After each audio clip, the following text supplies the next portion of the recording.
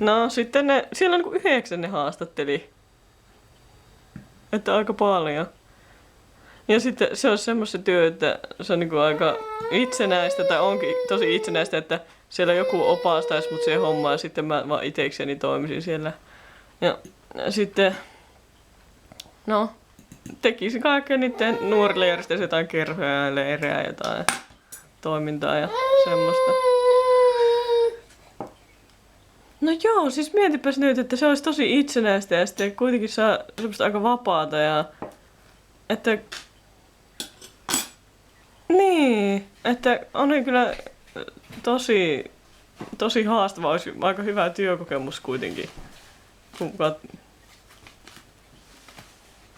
Joo, mä olin ihan innoissani siellä sitten. Hehkutin sitä. Ei, kyllä ne näki mun työtodistuksen. Sitten ne kysyivät, onko sulla semmoista oma-aloitteista työtä.